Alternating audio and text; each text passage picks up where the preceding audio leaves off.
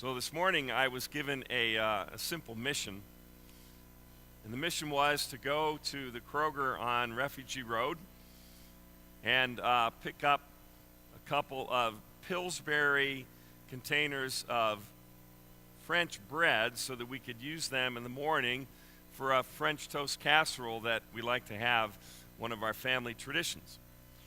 So I went to Kroger and went to the back of the store, and they were out completely. I checked with one of the workers there. He went into the back storage area, and they were out.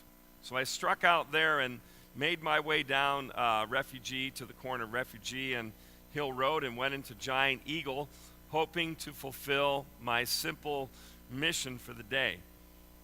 Went into the back of the store, and there they were. There were two containers, actually a lot more than two containers, of the Pillsbury cheapo French bread dough, and I grabbed them, paid for them, took them out into my car, got in the car, backed out, started to head out of the parking lot, and there was in front of me a woman who was crossing the parking lot on her way to her car, and so I stopped.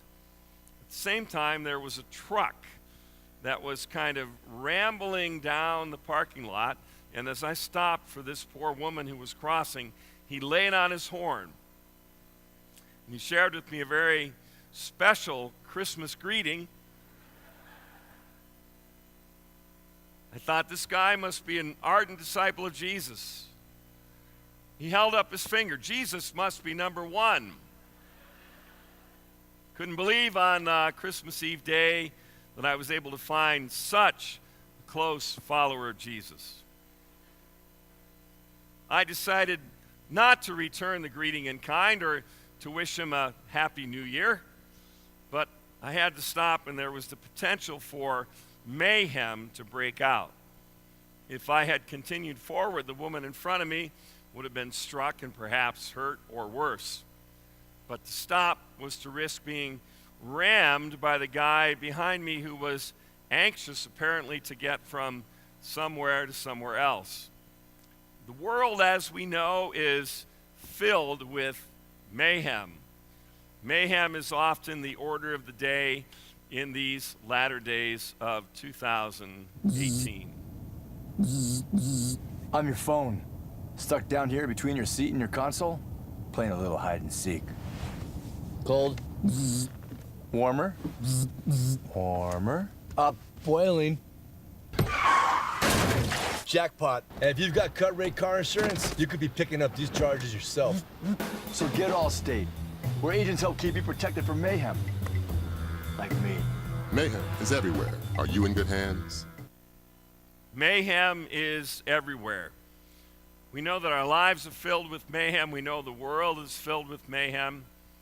You have come this evening for this idyllic experience of Christmas Eve, candle lighting and Holy Communion and some of the great hymns of the church's history. At 4 o'clock, we talked with a lot of parents who had young children here, and we talked about what it might have been like for them as they gathered their families to come to worship on Christmas Eve with all of these hopes for this quiet, reflective experience. And maybe this was actually the case for some of you as well this evening. Maybe you thought you would come, but when you got into the car, you discovered that there were people who weren't necessarily happy to be coming to worship, and maybe your experience was something like this. Mommy! Mommy, mommy, mommy, mommy! Mommy! Mommy! Mommy! Mommy! Mommy! Mayhem is everywhere. Are you in good hands? But you made it. You made it to Christmas Eve worship, and so here we are at the 10 o'clock experience at Epiphany Church. But mayhem is everywhere. Tree of Life Synagogue, we'll see in a minute, in Pittsburgh was a place of chaos and disorder and havoc and pandemonium and madness, all synonyms for the idea that the world is filled with mayhem. Folks gathered in that congregation in Pittsburgh for a naming ceremony to simply celebrate the life of a young child who had been born And they gathered in their congregation in much the same way that we have gathered tonight, and they were exposed to the kind of mayhem that is unspeakable, unbelievable, painful beyond anything most people could experience. We know about the wildfires in California that devastated people's homes, that wreaked havoc, that set into motion the kind of mayhem that few of us could imagine. Homes and cars and pets and people disappeared in a cloud of fire and smoke. That's the kind of mayhem that some people have experienced. It's amazing to me that in 2018, there are many people from a variety of faith experiences and traditions that find it difficult to imagine that Christians and Jews and Muslims might actually be able to talk to each other, might actually be able to understand each other. And religious mayhem will often break out from people who demonstrate the kind of intolerance that ought to make us a bit impatient, maybe even a bit agitated. August 2017, in a quiet university town of Charlottesville, Virginia, neo-Confederates and neo-Nazis came into this university town, and they wreaked havoc. Mayhem moved into this university town in the name of hatred. Mayhem sometimes threatens to hold the day. Students go to school in the morning. Their teachers greet them. We have a lot of teachers in our congregation, or retired teachers. We have a lot of students, obviously, in our congregation, whether they are elementary, middle school, high school, college, or even beyond. And these students, these kids, they just show up like Pickerington, like Bexley, like Gahanna, New Albany, Powell, Lewis Center, Worthington, Dublin, Hilliard, and these students simply want to get an education. I did some quick research just a few days ago, and between January 1 of 2018 and December 13th of this year, there were 36 school shootings. Something is wrong. Something is out of control. People are wreaking confusion and pandemonium and mayhem, and we wonder as people of faith what it means. I've been alive a while now, and so I think I have some authority in saying that in the scope of my lifetime, I have never seen this country as badly divided as it is today. It is amazing to me that we have, at least for the time being, seemingly lost the ability to have civil conversation. We seem to need to scream at each other. We seem to have this need to foment mayhem in our relationships with one another, whether it has to do with religion or politics or whatever it is. It's a difficult time.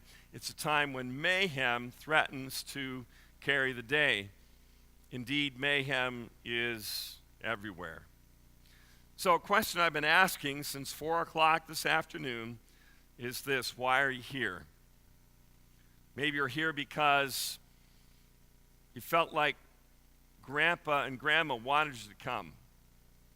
Maybe you're here because you're looking forward to a nice dinner on Christmas Day, and you realize that it might not come if you don't gather with your family on this Christmas Eve. Exactly. Maybe you're here because for whatever reason, you felt like you needed to be here. You might not even know exactly why you're here, but here we are. There have been hundreds and hundreds and hundreds of people that have graced this space throughout the evening now, and I've wondered why it is that we are all here. And there is a reason. It may seem superficial to you, but for some reason, we're here. And I want to suggest it's deeper than the candles. It's deeper than the hymns. It might be even deeper than communion itself. Why are you here, and what are you thinking about? Maybe you are in this kind of mode like the psalmist. How long, O Lord, before I get out of this place? It's 10:30. I want to go home. I want to go and have a Manhattan. I want to watch the Pope. I want to do something. How long, O Lord? Maybe that's what you're thinking. Pretty late. It's 10:30. I've been here since 4. I feel like taking a nap. But what we do here is too darned important, and so here we are. Maybe you are already bored out of your mind, like this young boy who can barely stay awake. In fact, he can't. What are you thinking about? Maybe you are a young adult, or maybe a not so young adult, and you're thinking about your student loans. God has nothing to do with that. But for the privilege of going to school, you have $25 or $50 or $100,000 worth of loans that you have to repay. Maybe that's what you're thinking about these days. Maybe you're thinking this. You know, we're going to Grandma's house tomorrow for dinner. Going to Mom and Dad's house for dinner. I wonder if we'll have turkey or ham. Or maybe even Parmesan chicken. Are you thinking about that? Can hardly wait, can you? Ham gravy, corn casserole, I love it. High cal, high intake, hardening of the arteries. Are you thinking about lunch tomorrow? Maybe you're hoping to get the Apple Watch instead of the Samsung. So maybe you're in a place of wanting to talk to somebody who knows what you want, and they're thinking you want the Samsung, but really you want the Apple Watch. It's not too late to get to them. It's not Christmas Day yet.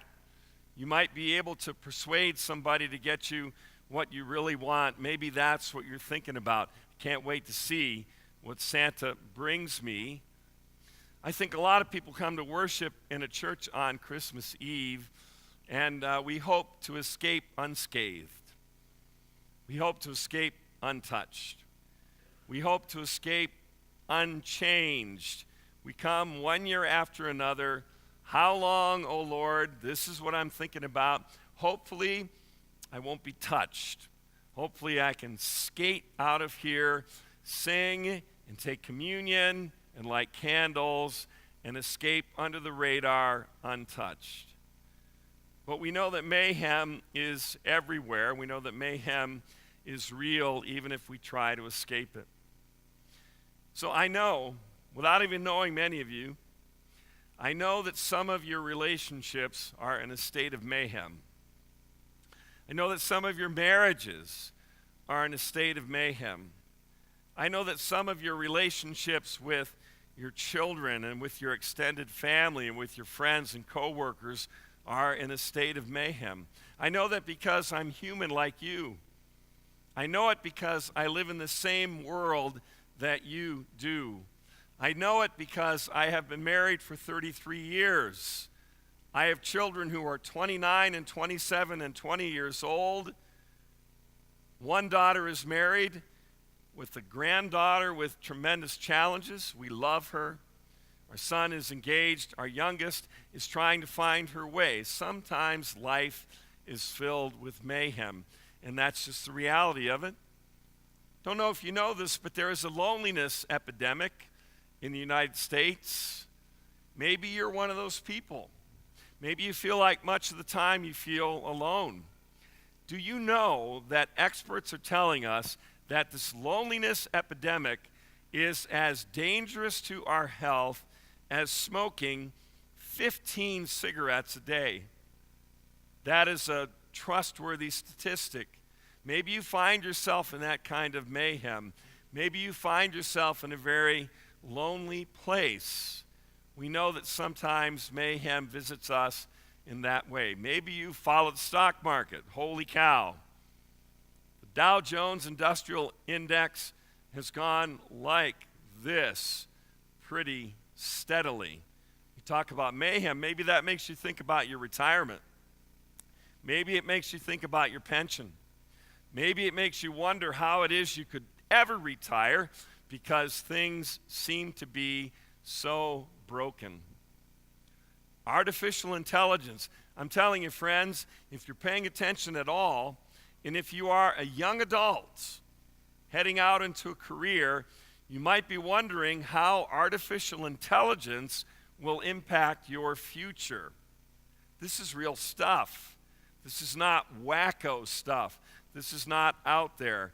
AI is something that will impact the next generation in ways that we can barely imagine. And so if you're a young adult, you might be wondering, how might AI wreak havoc and create mayhem in my own career? Mayhem is everywhere. You know, just looking at the world and looking at the increasing number of people who have no sense of connection to any church or mosque or synagogue anywhere, when we look at the reality of mayhem in our lives, lots and lots of people look at the church, look at what we are about, and think that what we have to preach and teach is irrelevant.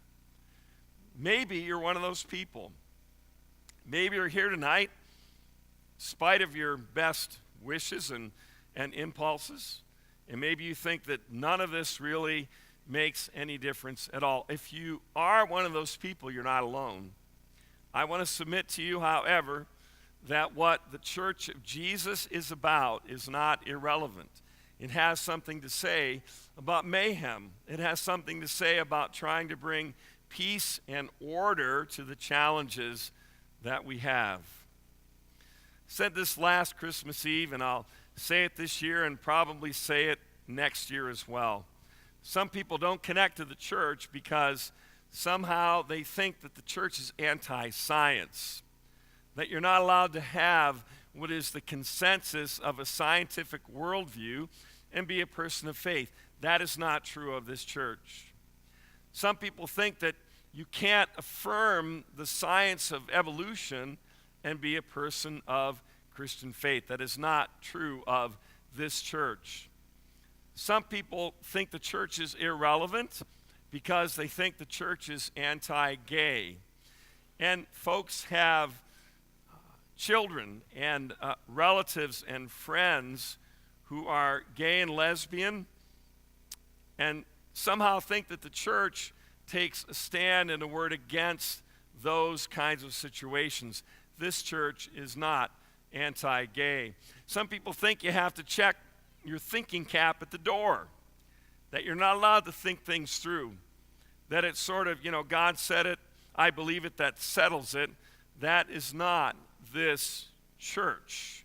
And yet so many people write it off because of all of these prejudices, anti-science, anti-gay, anti-thinking. That is not true of this church.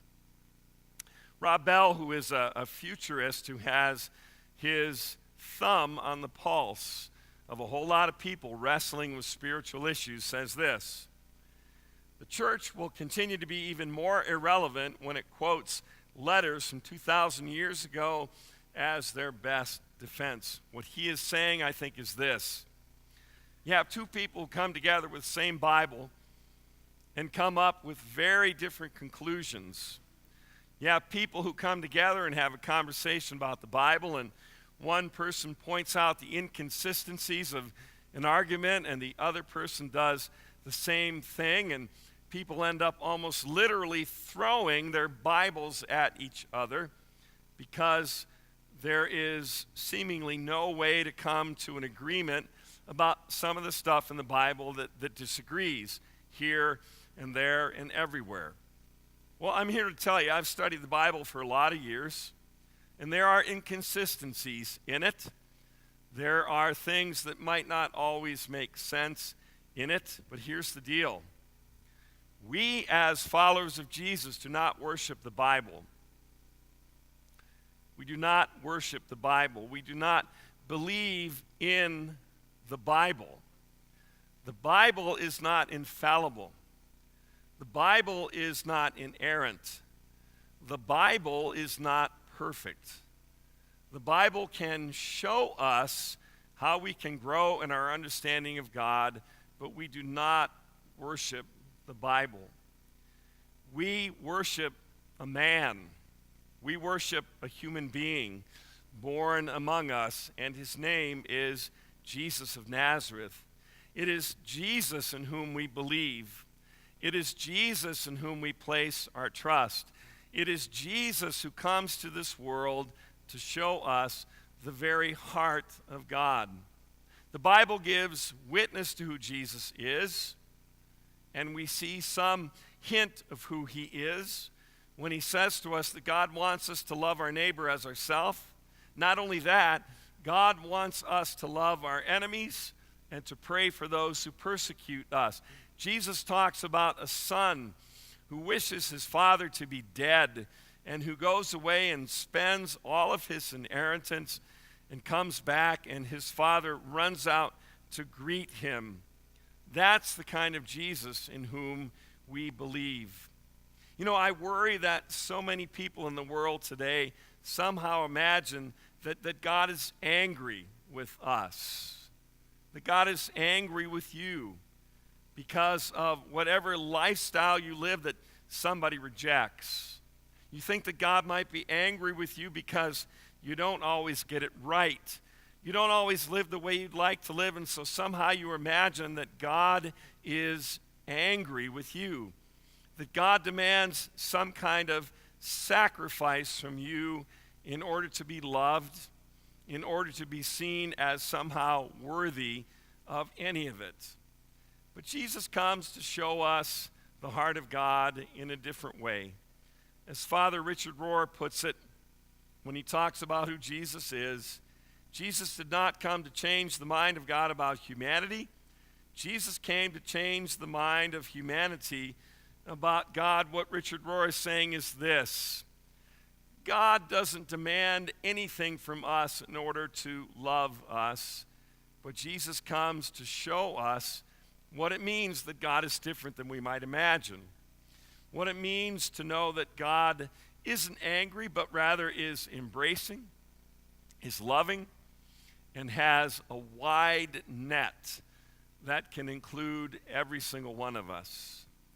So in the midst of the mayhem, in the midst of the confusion, in the midst of all the things that threaten to tear us apart, there is Jesus.